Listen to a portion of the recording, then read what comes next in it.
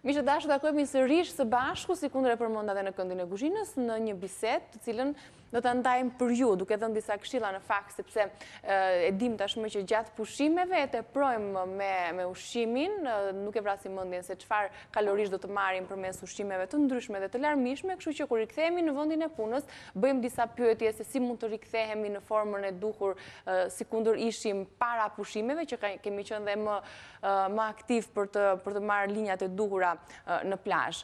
Rikthehet tashmë në këtë bisedë, dëgjot e njëjtë do ta kemi në fakt duke folur për gjëra specifike dhe që t'ju vinë shumë në ndihmë, dietologja Rolina Naço. Përshëndetje Rolina. Mirë se u gjeta. Një shkëputje e bukur pas lindjes së vajzës, tashmë është rritur. Është bërë vajza e madhe. Është bërë vajzë më e madhe. Ka mbushur 1 vjeç. Tani je një nën dhe kujdesesh akoma më shumë, besoj. Dhe tani ndoshta kuptoj dhe më shumë nëna të cilat kanë edhe një jetë më të angazhuar dhe ndoshta nuk kanë të njëjtin kujdes për veten e tyre, por që gjithmonë do duhet të jetë një pauzë vogël ajo për nënat, derisa të merren dhe me veten e tyre. Gjithmonë kënaqësia të merresh me fëmijë është shumë e mirë dhe angazhimi të falësh dashurinë në familje është e mirë, por gjithmonë fillon nga vetja. E vërtet është dhe unë të përgëzoj në fakt dhe për linjat, duket dietologët e kanë parësore veten, kanë përshtypjen, apo është puna e profesioneve të tjera kur i kushton më shumë vëmendje të tjerëve. Po u kujdese për veten tënde, edhe ajo do të reflektojë, do të jap meritën e vet. Kështu që edhe një person që ka pushuar, besoj, ka shtuar shumë pak kile, se një person që kujdeset gjithmonë nuk mund të ketë një shtim shumë të madh për një periudhë kohore. Atëherë do të thotë që kemi një edukat jo aq të mirë, korekte në raport me nevojat e trupit, nga momenti që kemi shtuar shumë kile. Kështu që kushdo që është kthyer me 2-3 kile, s'ka nevojë të alarmohet aq shumë, sepse një pjesë e tyre në shumicën e rasteve janë lëngje, të tepërta që trupi mund të ketë akumuluar nga konsumimi i ushqimeve që ne ndoshta nuk konsumojmë gjithmonë gjatë periudhës tonë të përditshme, le të themi, që qoftë mund të jenë ushqime me shumë krip, ushqime me pak më shumë përbërje të lartë në sheqer, sepse ndoshta do duhet të lastojmë një periudhë kohore veten tonë për të rinisur një dimër ose një stin, le të themi, një sezon të mbarë. Sigurisht që merren më shumë kilogram gjatë sinës së dimrit, sepse dhe konsumohet më shumë, apo jo. Ju thatë që pjesa e pushimeve, kilet që shtohen kryesisht merren nga lëngjet. Lëngjet ose pijet alkolike apo me sheqerna. Do të thënë varet çdo kush si e ka patur regjimin e mëparshëm dhe ndryshimet që bëhen më pas. Shpeshherë vjet re që ndoshta vakti i darkës është plus ose vakti i drekës është plus, pra ndoshta më përpara kishim një vakt kryesor dhe gjatë stinës të verës bëhen 2 vakte kryesor që normalisht aty të kalohet edhe në sasinë kalorike që ne marrim gjatë ditës. Sepse dhe konsumojmë jashtë dhe jo gatuajmë më shumë. Pikërisht, konsumojmë jashtë, kur shkojmë në një restorant ne marrim gjëra që pikërisht na pëlqejnë më shumë dhe ndoshta aty nuk e ndalojmë të veten të së ngronim më shumë se ç'kemi nevojë. Por varet nga personat të cilët kanë edhe efektin e kundër gjatë pushimeve. Mos harrojmë, ka personat të cilët gjatë pushimeve kanë një jetë më aktive se ajo në jetën e tyre të përditshme. Ka njerëz që thonë dobësohen dhe dobësohen në këtë periudhë kohore, ndoshta edhe ndihmon shkaku i temperaturës të lartë që ju ul nivelin e urisë të madhe në atë formë dhe preferojnë të hanë gjëra më të freskëta, me përmbajtje më të lartë në ujë dhe më me pak përmbajtje të lartë kalorike ose sheqernash ose brumrash. Por le të flasim për personat të cilët kanë shtuar disa kile, ndoshta janë në prirje për të bërë një dietë shumë të fortë. Unë nuk do rekomandoja diçka të tillë, mos alarmohemi, me njershme, mjafton të fillojmë të vëmë një rregull, një sistemim, le të themi, të mënyrës se si do të ushqemi gjatë ditës. Është shumë e gabuar të evitojmë mëngjesin duke menduar që në këtë rast ne evitojmë për të marrë disa kalori, sepse të vetëm gjë që do të arrijmë në këtë formë është që ne do kemi një uri shumë të madhe në vaktin më pas, qoftë të drekës ose para dreke, dhe aty do të priremi të hamë gjëra ndoshta që kanë më shumë kalori, sepse shumica prej nesh ndodhemi në ambientin e punës dhe nuk mund të kemi mundësinë për të marrë. E pashmangshme, Rolin, po dëgjoj që thonë, nëse ha mëngjes ka më shumë oreks gjatë ditës. Është e vërtet kjo që konsumimi i mëngjesit të sjellë më tepër oreks, apo duhet të ngrëm pak edhe më pas të kemi dhe edhe të na mbajë edhe të kemi vend për drekën? Një person i cili ha gjithmonë mëngjes nuk ka këtë lloj reagimi të organizmit të tij që të ndjejë një oreks shumë të egzageruar dhe në orët pas mëngjesit. Derisa një person i cili nuk konsumon as pak mëngjes, normalisht stomaku i tij nuk është mësuar të sekretoj lëngjet e tretjes, qoftë aparatit tretës të pjesës të parë që është stomaku jon, qoftë të pjesës të dytë të aparatit tretës që është pjesa e duodenetalit edhe zora e hollë. Pra, ai aktivizon sekretimin e lëngjeve të tretjes, lëndët gastrike ose të lëngjeve biliare dhe në atë formë ai nuk kupton se sa do jetë kjo sasi. Kur një person gjithmonë vaktin e parë që ha gjatë ditës mund të jetë shumë i madh, aparati tretës përgatitet për një sasi të tillë. Kur ne konsumojmë një vakt më të pakët, normalisht ajo teprica na bën që ne të ndihemi edhe më të në fakt mjaftohen me një kafe, do doja që qoftë një rekomandim, qoftë edhe një kritik për personat cilët jo vetëm që nuk konsumojnë mëngjesin, por mjaftohen me një kafe me stomakun bosh. Kjo është e dëmshme besoj. Shpeshherë ju rekomandoj shumë klientëve të mi të nisin me diçka shumë të lehtë. Qoftë edhe jo sapo hapin syt, por mund të jetë një banane, mund të jetë një gotë lëng frutash, mund të jetë një kup kos me pak drithra ose mund të kalojmë thjesht në një frutë të zakonshme. Sa për të filluar që të mësojmë veten tonë të konsumojmë diçka, si dhe për të mbrojtur edhe mukozën e stomakut nga një kafe, që shpeshherë ata që pinë një kafe me stomak bosh, një pjesë e mirë të tyre janë dhe duampirës, të cilët aty çdo duampirës pas konsumimit të një cigare sekreton edhe më shumë aciditet stomaku i tij, kështu që janë shumë herë më të prirur për të pësuar një gastrit ose një ulcer. Dhe sigurisht kjo kur duke u bërë në periudhë kohore të vazhdimshme, vjen një moment që mukoza është sado është rezistente ndaj aciditetit që është përgatitur pikërisht për atë formë, është prap e pambrojtur. Të paktën ndoshta dhe ujë me mjalt ose është këto rekomandimet që ju jepni? Ajo është në mëngjes, por prap na duhet të konsumojmë diçka. Të hapet, të zgjerohet pak stomaku. Jo të zgjerohet, por thjesht të konsumojmë diçka.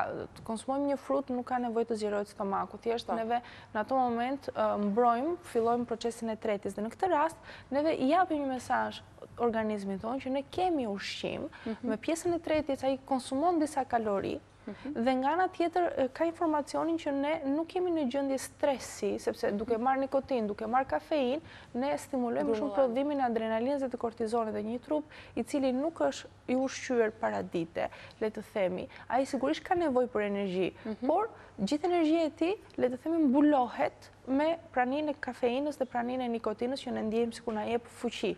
Na jep vërtet fuqi, rezistojmë goxha më shumë, por le të themi e paguajmë shumë shtrenjtë më pas, mbas dite në të cilat oraret neve nuk kemi kontroll tek uria jon, dhe organizmi jon arrin edhe ka një etje shumë të madhe për karbohidrate kryesisht, qoftë për ëmbëlsira, qoftë për gjëra të kripra, por me përbërje të lartë në brumë.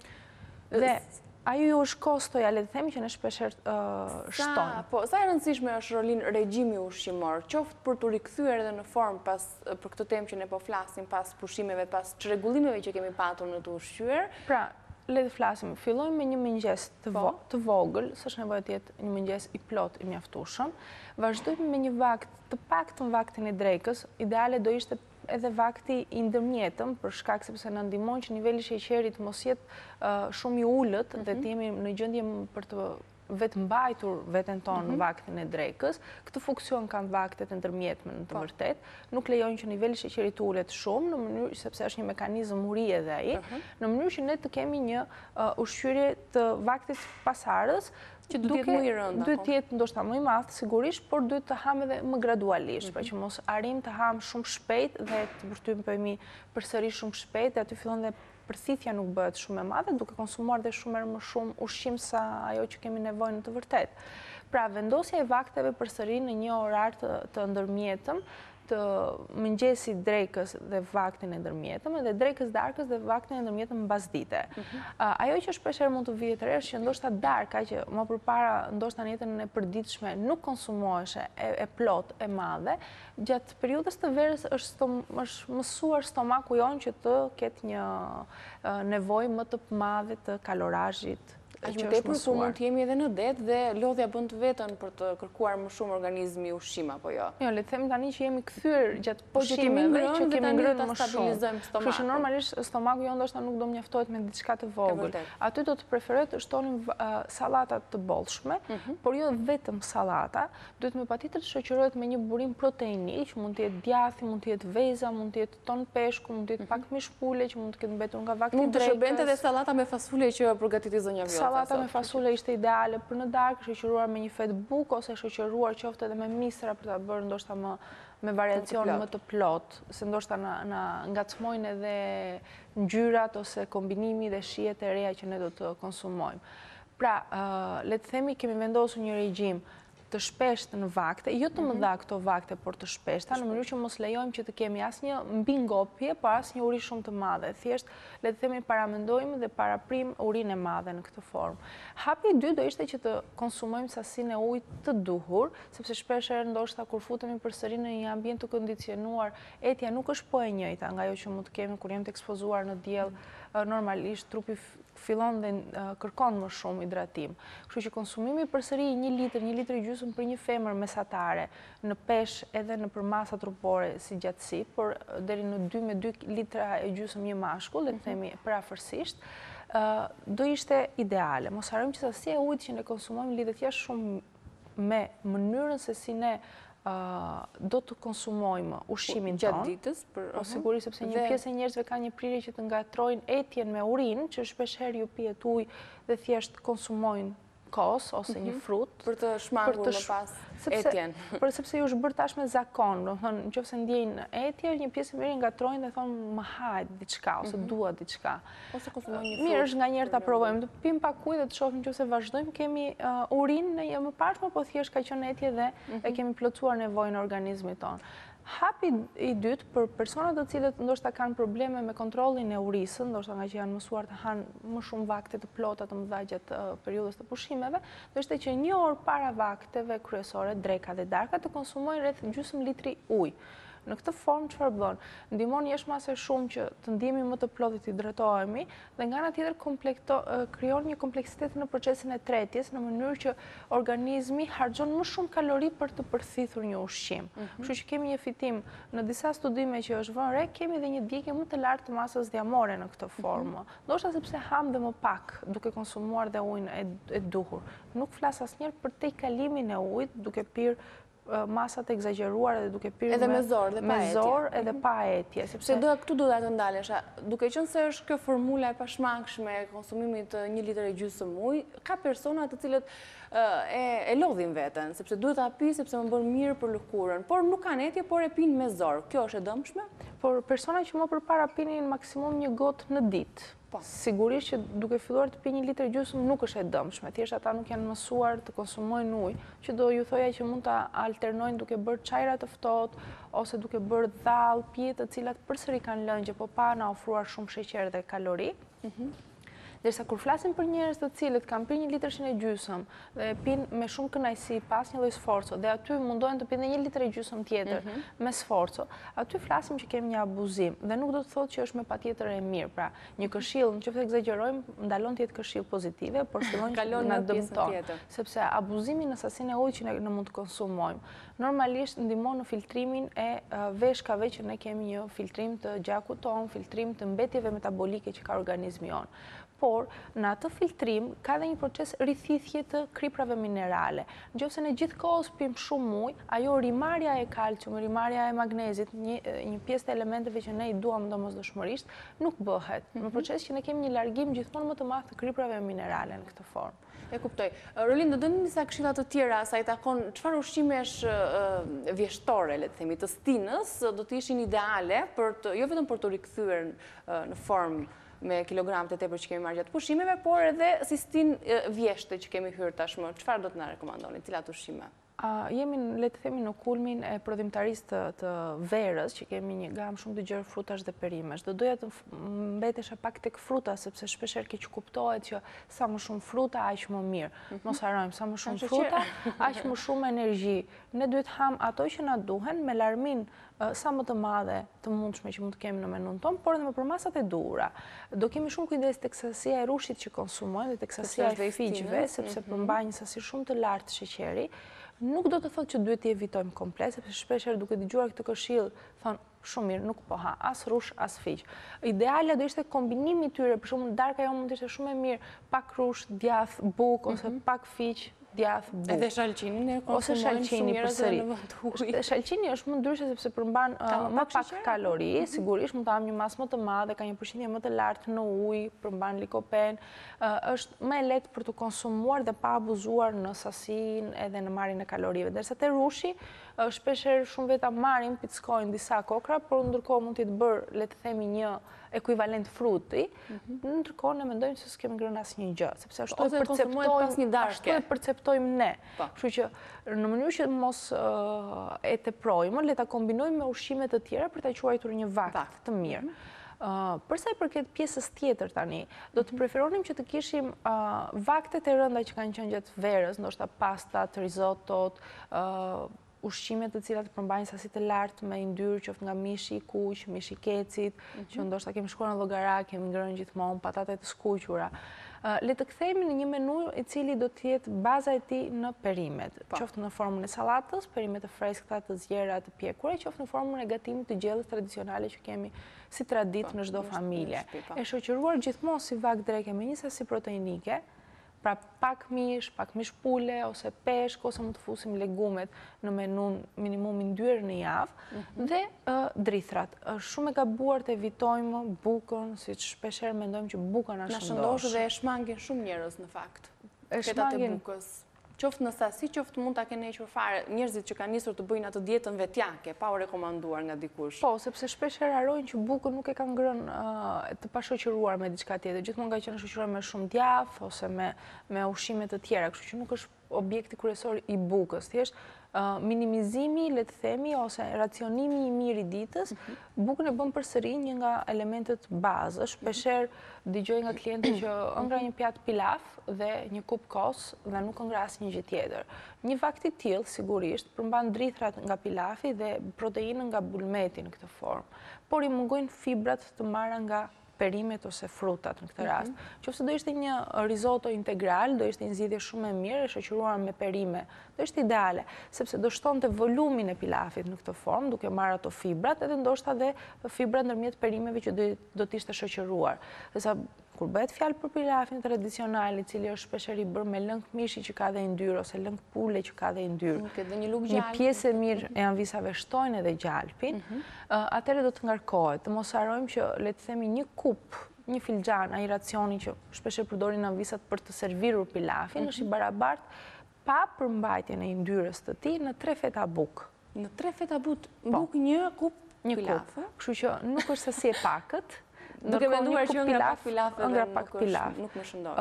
Pilafi ose orizi, le ta themi ndryshe, ka një veti që tretet lehtësisht. Ndaj dhe jepet shpeshherë tek fëmijët si ushqim i parë, ka më pak mbetje, le të themi, metabolike dhe nuk na krijon të njëjtën fryrje ose procesin e tretjes e bën më shpejt. Kjo është ideja.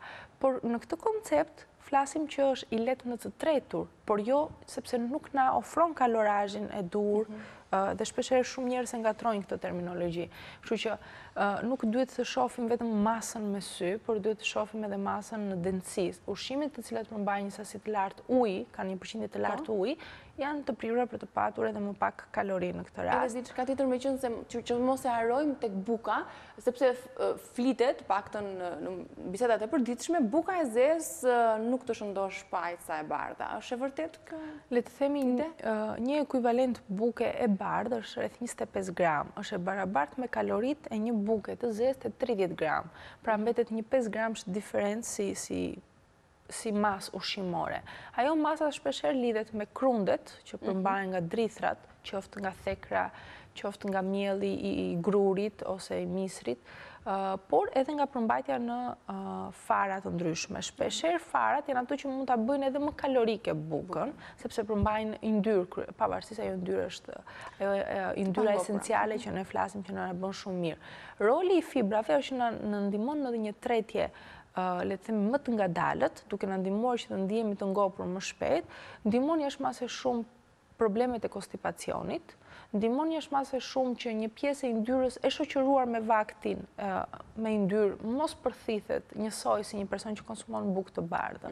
Pra nuk ka të drejtë për drejtë pjesën që është më light, më dietike, ose duhet ham 2 feta bukë të zezë në vend të 1 fete bukë të bardhë, por zvendësohet po njësoj me bukën e bardhë, në ato masa thjesht ka benefite më shumë duke plotësuar edhe vlera ushqimore që është edhe më e pasur, sepse nuk janë rafinuar, le të themi, as dritrat, as farat, kështu që organizmi jon merr një sasi shumë më të lartë kalciumi, magnezi, hekuri, të vitaminat kompleksit B, të zingut, pra merr një gamë shumë të gjerë. Në të kundërtën ndodh kur marrim një bukë të bardhë, e cila nuk përmban, le të themi, përveç amidonit dhe përveç energjisë që neve na ofron dhe shumë pak vitamina. Po, pra në linja të përgjithshme për të marrë përgjigjen shikuesit që na kanë ndjekur, përgjigjen që e pyetjes që është edhe në temën tonë në ekran për të rikthyer në linjat e mëparshme pas pushimeve, do të ishte ky stabilizim i vakteve, pra vaktet e ndërmjetme duke na paksuar vaktet kryesore që janë dhe më të rënda. Të bazohemi në fruta perime, që të jetë pjesa kryesore e përmbajtjes të menus javore, pra të jemi një javë, le të themi barbunja, turli, bizele, mund të kalojmë në speca të mbushura, por të evitojmë ndoshta menut siç mund të jenë pastiqe, siç mund të jenë makarona, edhe preshi që ka dalë, do filloj gradualisht edhe lakra.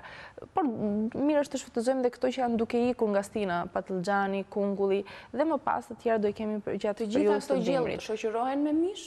Gjithmonë shoqërohen me mish, në rastin që kemi të bëjmë me perime vetëm, ose nëse nuk do zvendësohen, nuk do shoqërohen me mish të kuq ose mish pule ose peshk, mund të zvendësohen me pak djathë edhe një vezë shoqëruar në një sallatë ose një sallatë siç kishim sot me legume dhe djathë, është një vakt i mirë sepse plotësohet edhe sasia proteinike në këtë formë.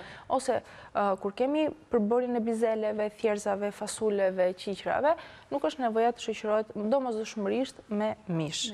E kuptoj. Pra, ideja e gabuar e mosngrënies së mëngjesit për shumicën e personave që e nisin herët punët, është shumë e gabuar për të rikthyer në linjat e mëparshme dhe jo vetëm për t'i dhënë kësaj përgjigje kësaj pyetje, por edhe në përgjithësi sepse dhe dëmton organizmin më tepër se sa ne e përmirësojmë. Relina, faleminderit shumë për këshilla. Do të kemi gjithmonë në çdo javë, çdo të enjte për të marrë këshilla të domosdoshme mbi shëndetin dhe se si ne duhet të ushqehemi për të qenë të shëndetshëm edhe në linjat që duam. Punë të mbarë, të falenderoj. Faleminderit. Faleminderit që na keni ndjekur dhe ju të dashur teleshikues. Sigurisht do të shihemi nesër në të njëjtën orë në Vila 24, do të qëndroni në shoqërinë e programacionit dhe të lajmeve të pafund që vijmë këtu në News 24. Mirupafshim së bashku.